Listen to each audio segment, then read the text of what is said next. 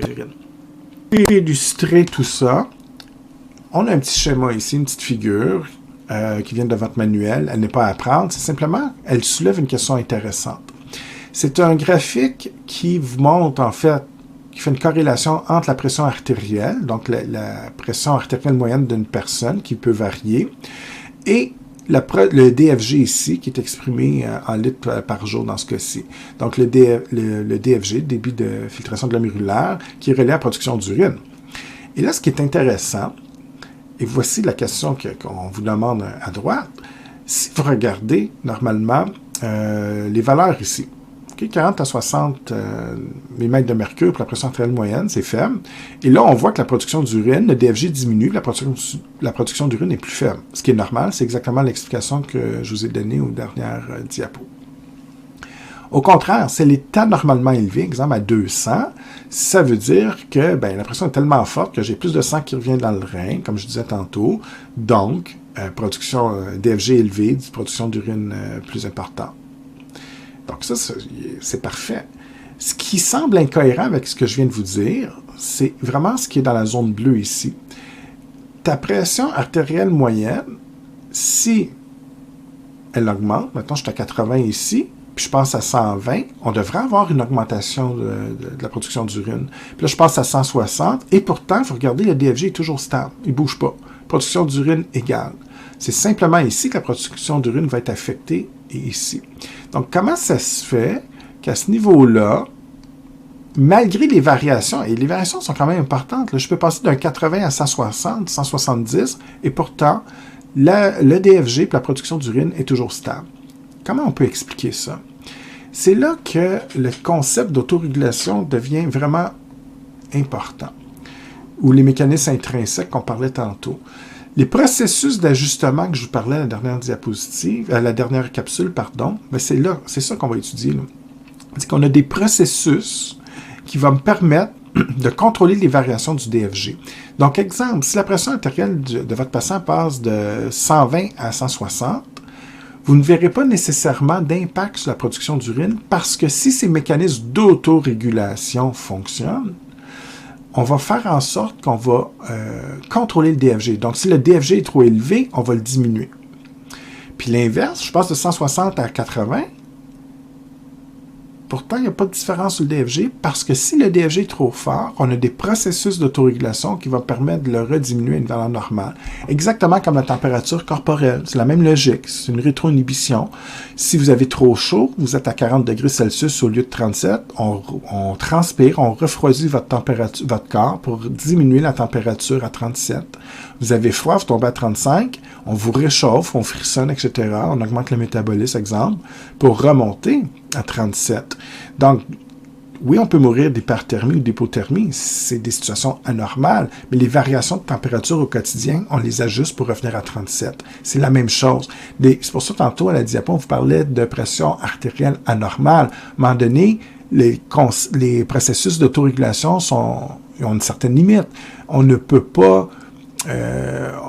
l'efficacité est limitée. Donc ici, l'autorégulation n'est plus assez efficace pour contrôler le surplus de pression, le surplus de DFG. Donc c'est pour ça que là, on va augmenter la production d'urine et c'est la même chose pour ici.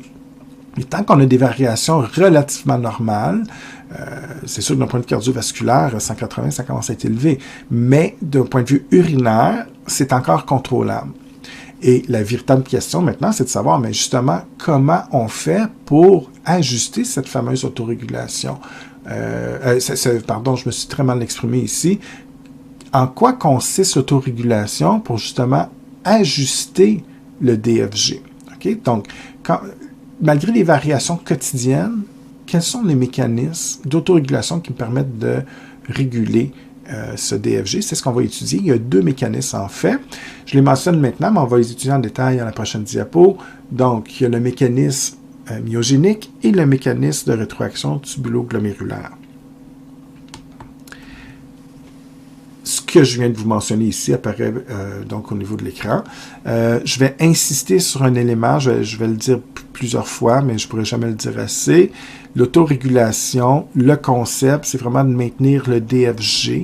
Ça affecte seulement le rein. En fait, plus particulièrement, on pourrait même parler de l'artériole afférente au niveau du néphron, mais jamais on va vouloir régler les problèmes systémiques. Donc, en fait, l'autorégulation, l'objectif, c'est de contrôler le DFG, mais on ne réglera pas les problèmes de pression artérielle, exemple. Et c'est souvent ça le problème, c'est que la réponse d'autorégulation va même en sens inverse. Donc, la question que vous devez toujours vous demander, quand vous êtes en autorégulation, vous voulez régler le problème de DFG, mais si vous voulez régler un problème de pression artérielle, c'est là qu'on va aller dans les voies extrinsèques. Là, c'est peut-être qu'il y aura un impact sur le DFG, mais l'objectif principal est de régler le problème de pression artérielle. C'est complètement autre chose.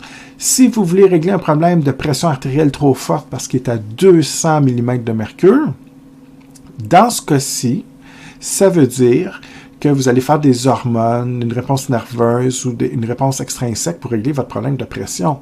Ça peut être le cas pour les autres pressions aussi. Mais ça, c'est un concept. Mais le rein, lui, son but dans la vie, ce n'est pas de régler vos problèmes de pression. Son objectif, lui, c'est de faire sa job, de produire de l'urine. Donc, il va ajuster son DFG.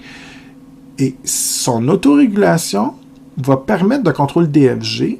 Et si on ne règle pas le problème de pression artérielle, ou même parfois on va le rempirer, c'est pas le problème du rein. Et vous, concrètement, pour un examen, un exercice ou un travail, c'est important de ne pas confondre les deux. Souvent, vous confondez l'autorégulation avec les intrinsèques avec les mécanismes extrinsèques. Donc, le truc que je vous donne, pour ne pas vous mêler, c'est vraiment, posez-vous toujours la question, qu'est-ce que vous voulez faire? Est-ce que le problème porte sur un contrôle de DFG? Oui, vous voulez régler un DFG, on va aller vraiment en autorégulation au niveau du rein avec les deux mécanismes que je vous mentionnais tantôt. Si vous voulez régler votre pression artérielle, c'est autre chose, on va aller en extrinsèque, on parlera d'hormones de réponse nerveuse. Si vous êtes capable de distinguer les deux situations clairement et de les séparer, il n'y a aucun problème, ça devient très très clair. Donc, le premier mécanisme, le mécanisme myogénique, c'est très très simple. Généralement, c'est une variation de la pression artérielle qui va entraîner une augmentation ou une diminution de l'artériole afférente.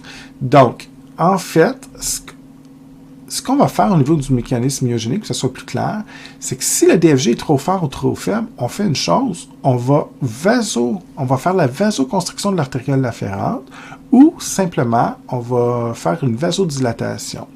Donc, on va vraiment agir sur les myocytes dans la paroi de l'artériole. Fait qu'exemple, si j'ai le néphron ici,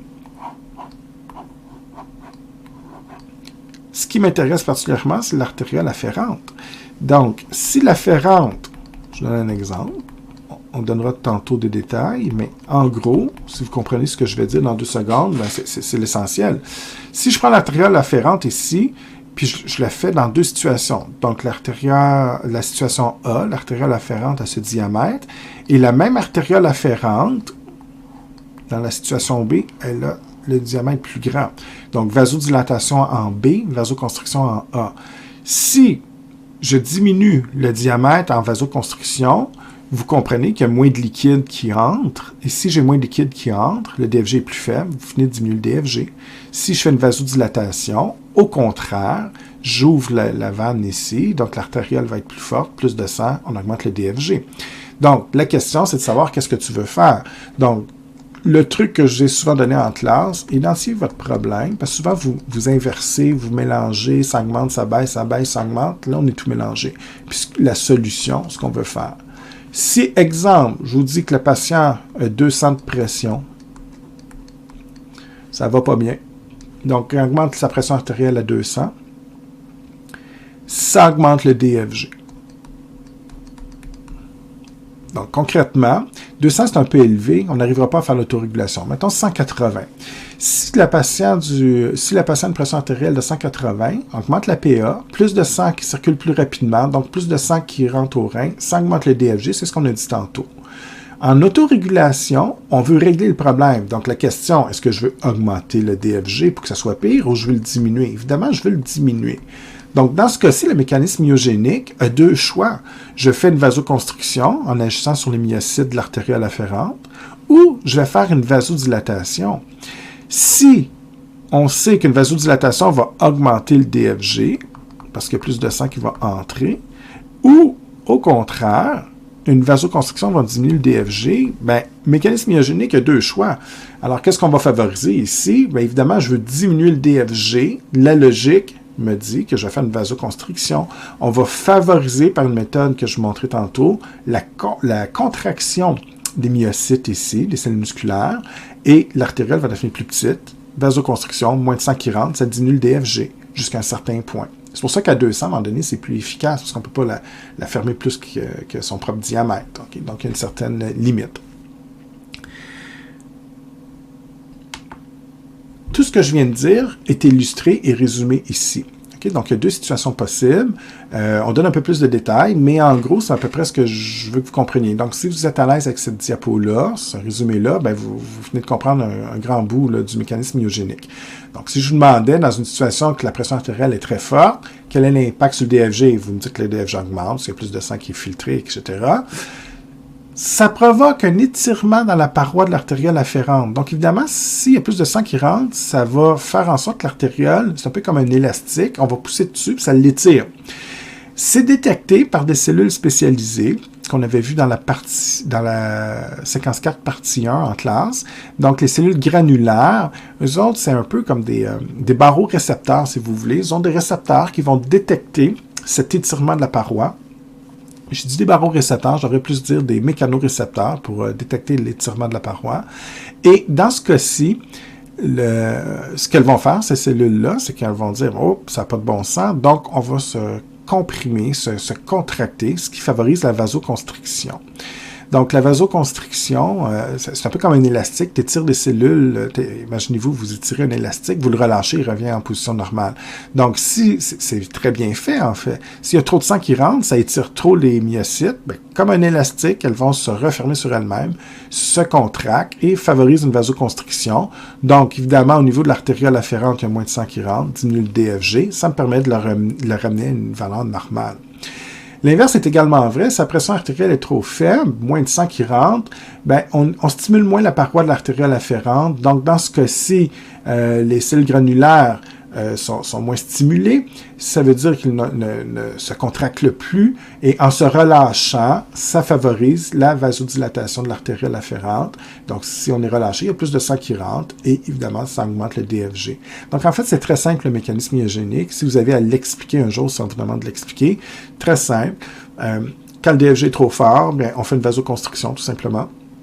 Et en faisant une vasoconstriction, ça diminue la quantité de sang qui rentre dans le glomérule, on baisse le DFG, donc on va en sens inverse, et c'est une rétroinhibition. Évidemment, il y a la situation inverse illustrée ici en vert. Quand on a des problèmes de DFG, toujours en autorégulation, il y a une deuxième façon d'ajuster le DFG. Donc, à part du mécanisme myogénique, on a également la rétroaction tubulo-glomérulaire. En bout de ligne, le résultat final va être le même, c'est-à-dire qu'on va arriver à faire une vasoconstriction ou une vasodilatation de l'artériole afférente au niveau du néphron. La simple différence, c'est que le mécanisme pour y arriver est différent. C'est un autre processus. Donc, on va agir plus au niveau de deux éléments, la macula densa et qui se trouve dans le tubule contourné distal, et également les cellules granulaires qui vont être au niveau de l'artériole afférente. Ces deux éléments-là, vous pouvez revoir vos notes de cours de classe quand on avait discuté la séquence 4, partie 1. On en avait parlé un petit peu, c'était les dernières diapositives. Donc, on vous les avait présentées, mais on ne vous expliquait pas comment ça fonctionnait. C'est ce que je vais faire maintenant. Là, la question que vous vous demandez peut-être, c'est pourquoi avoir deux mécanismes qui font à peu près la même chose? C'est des éléments différents, deux voies différentes, mais qui arrivent à faire une vasoconstriction et une vasodilatation sur l'artériole afférente. En fait, c'est un mécanisme qui vient renforcer le premier. On commence toujours avec le myogénique, et s'il est insuffisant, on peut aller au niveau du mécanisme de rétroaction tubulo-glomérulaire. Et en fait, on est plus dans l'ordre chimique. Le premier mécanisme myogénique, c'est vraiment une réponse musculaire, contraction. Des fois, c'est une réponse qui ne dure pas très longtemps. Si on veut maintenir la contraction, la vasoconstriction, donc si vous voulez maintenir la contraction des cellules musculaires, Là, c'est important d'avoir le tubulo-glomérulaire qui va émettre certaines substances chimiques qui vont favoriser justement la construction de la dilatation. Donc ici, quand on vous parle de molécules de signalisation, c'est simplement des molécules chimiques. Ça peut être, exemple, de l'oxyde d'azote, du NO. Il y a différentes molécules, en fait, qui sont des vasoconstricteurs naturels ou des vasodilatateurs naturels. Mais peu importe, ces molécules chimiques vont venir affecter les myocytes au niveau de l'artériole afférente, et donc on va favoriser constriction ou non. Voici donc en détail le mécanisme de rétroaction tubulo-glomérulaire.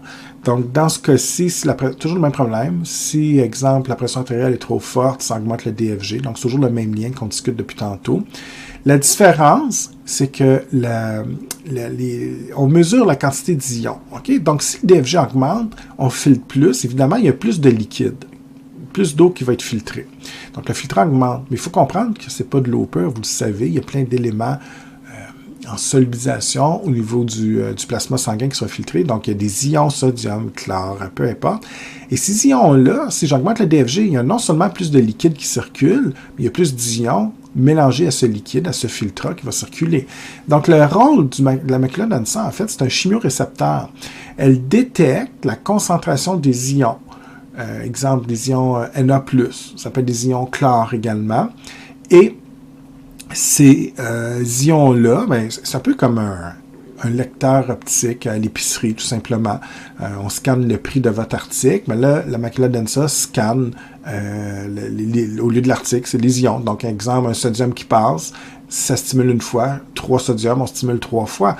Et plus que la macula densa sera stimulée, donc plus que d'ions en circulation, plus qu'elle est stimulée, et là, on va comme interpréter le fait qu'une augmentation d'ions fait en sorte que ça file trop vite, donc le DFG trop vite. Et c'est là que la macula densa va émettre une molécule qui n'est pas à retenir. Il y en a plusieurs sortes. Vous parlez simplement de molécules chimiques, c'est suffisant. Et cette molécule-là, dans ce cas-ci, on voudra faire une vasoconstriction. Donc, en faisant une vasoconstriction de l'artériole afférente, on diminue la quantité de sang qui rentre et, par conséquent, on va diminuer le DFG, ce qui me permet de le maintenir. Donc, toujours la même chose. Le problème DFG trop élevé, je veux le diminuer. Donc, c'est assez simple parce qu'on revient toujours à la vasoconstriction, mais on y arrive par un moyen différent. Et là, on ne l'a pas illustré ici, mais on pourrait faire une situation inverse qui fait en sorte qu'on veut, au contraire, dans le cas d'une pression artérielle trop faible et un DFG trop faible, la macula densa détecte une faible circulation d'ions. Donc là, on va émettre une autre sorte de molécule, peu importe leur nom, qui va au contraire favoriser une vasodilatation. Alors, si je résume en une phrase ou deux, quand on a un problème de DFG et qu'on est en autorégulation du rein, donc, encore une fois, j'insiste sur le fait que la pression artérielle, on ne règle pas du tout le problème. Ce qu'on fait, c'est qu'on augmente on veut régler le problème du DFG. Donc, soit qu'on augmente ou qu'on baisse le DFG. Deux façons de faire. Mécanisme myogénique, donc contraction musculaire au niveau de l'artériole afférente, des cellules musculaires, qui favorise une vasoconstriction ou une vasodilatation si ça sera large pour, exemple, dans le cas de la vasoconstriction, diminuer le DFG ou l'augmenter dans le cas inverse. Et pour renforcer ça, on a un deuxième mécanisme qu'on appelle le tubulo-glomérulaire, qui, dans ce cas-ci, implique la macula densa qui est située dans le tubule contourné distal, qui détecte les ions. Donc, si le DFG est trop vite, trop d'ions, parfait. On favorise donc une vasoconstriction également pour diminuer le DFG. Ou situation inverse, manque d'ions, vasodilatation. Donc, évidemment, il faut être à l'aise pour m'expliquer dans vos propres mots les deux différents mécanismes. Pourquoi, et c'est pas écrit dans les notes de cours dans le livre, mais pourquoi j'ai tant insisté sur l'autorégulation intrinsèque et qu'on ne veut pas affecter la pression artérielle? Une confusion qu'il va y avoir chez vous, la plupart d'entre vous, quand vous allez étudier, surtout quand je vais faire la troisième capsule avec les hormones et la réponse nerveuse, vous allez constater que l'autorégulation empire le problème de pression artérielle. Exemple, si j'augmente la pression artérielle, puis je vous dis qu'on augmente le DFG, ça c'est le problème de départ. Et là, on vous dit comme solution, on veut faire quoi? On veut diminuer le DFG. Donc là, il y a deux mécanismes, myogénique ou tubulo-glomérulaire, qui va favoriser une vasoconstriction de l'artériole afférente.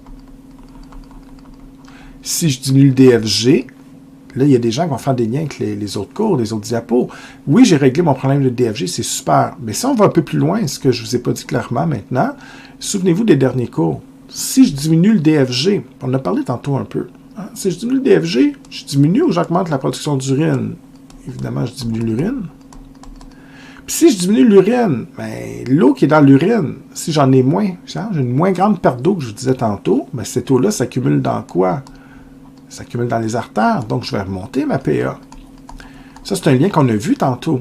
Donc, diminue le DFG, diminue la production d'urine, ça règle mon problème de DFG, mais je rempire ma situation parce que ta pression artérielle, ici, elle est élevée, puis en diminuant le DFG, je vais contribuer à augmenter la PA, ce qui fait aucun sens.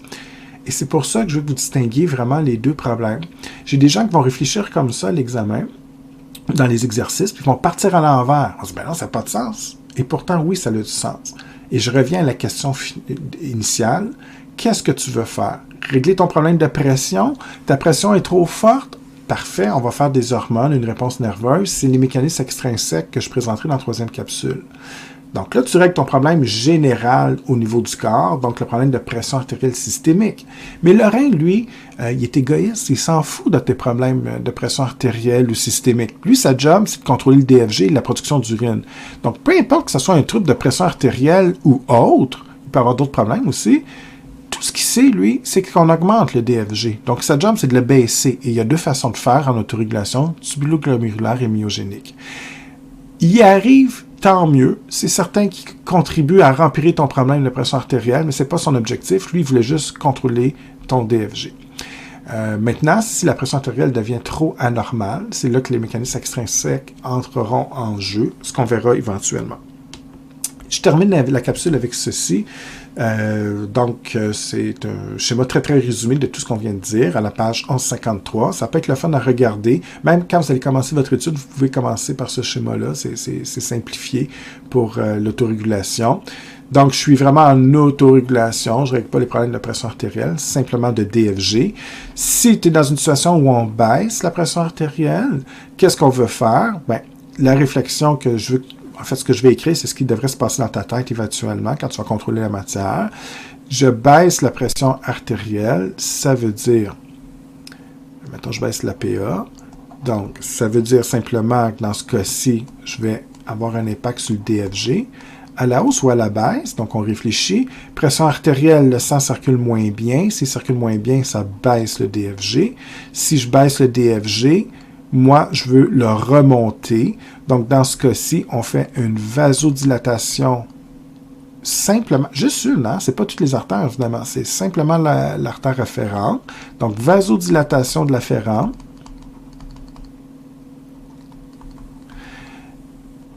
Et, pardon, je suis un petit peu limite avec la tablette, là, je suis sur la limite. Donc, afférente.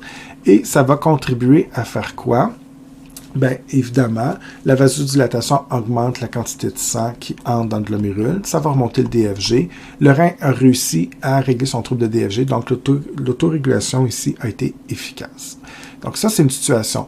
La question maintenant, c'est de savoir comment on fait ça. Bien, il y a 2 mécanismes qu'on a vus, myogénique, tubuloglomérulaire. Évidemment, il faut être capable de les expliquer, ce qu'on a fait précédemment.